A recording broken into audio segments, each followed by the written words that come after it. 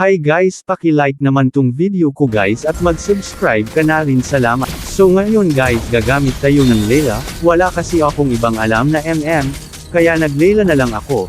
So dito guys, limit lang kaming nag-clear ng minions kaso bigla ba namang sinugod ng napakaraming kalaban kaya wala na akong nagawa kundi tumakbo.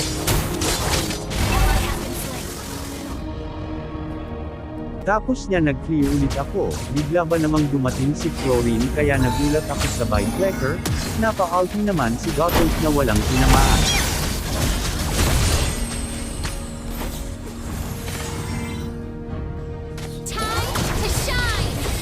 Gusto ko na sana umuwi kaso nakita ako kaya ayun nabubog pagkabuhay ko pumunta agad ako sa Turtle para sumali sa Clash. Pagkatapos clash ulit sa may orange buff ng kalaban.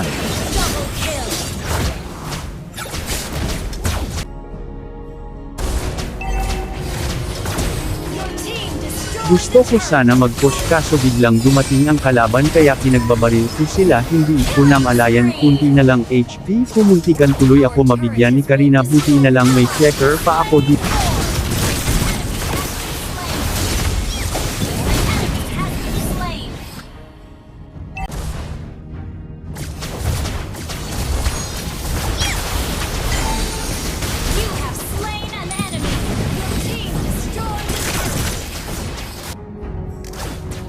Na in love naman sakin si Cho kaya bigla siyang bumalik at gusto sana akong halikan, mukhang marami atang nainom si Cho, nakatulog na lang bigla.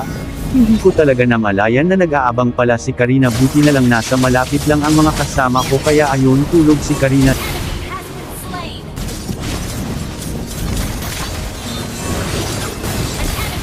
Dito nagalit na sakin si Cho kaya ayun nasampal ako, bagsak dito nag-tower walk na ako para matapos na.